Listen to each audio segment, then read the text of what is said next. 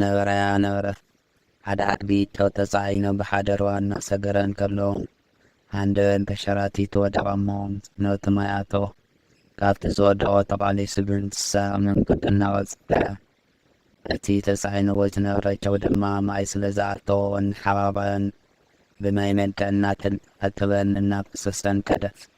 ክቡር መጠን ድማ ፅዕነቱ እናፈወሰሉ ብምኻዱ ደስ ኢልዎ እናዘለለ ኸደ። በዚ ኣጋጣሚ ድማ እቲ ዓድጊ ኩሉ ግዜ በቲ ሩባ ብምሕላፍ ሚዛኑ ወይም ደሞ ዝተሸከሞ ከፈኩስ ጀመረ።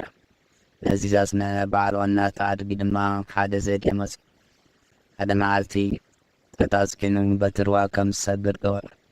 ፅዕነቱ ክፈክሰሉ ብማለት ድማ እቲ ዓድጊ ኮነ ኢሉ ናብቲ ሩባ ብምእታው ተንሸራቲቱ ወደቐ።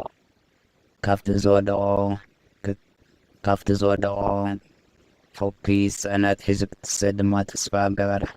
ይኹን እምበር እቲ ተፃዒንዎ ዝነበረ ትሑት ብማይ ስለ ዝኣተዎ ክለዓል ኣይከኣለ። ኣዝዩ ከበዶ። ካብቲ ዝወደቐሉ ከይተስእ ድማ ኣብኡ ተረፈ። እዚኣ እንተረሲዕኩም ሞት ረሲዕኩም፣ እዚኣ ዝዘክርኩም ገዓት ተስእ ትዘክር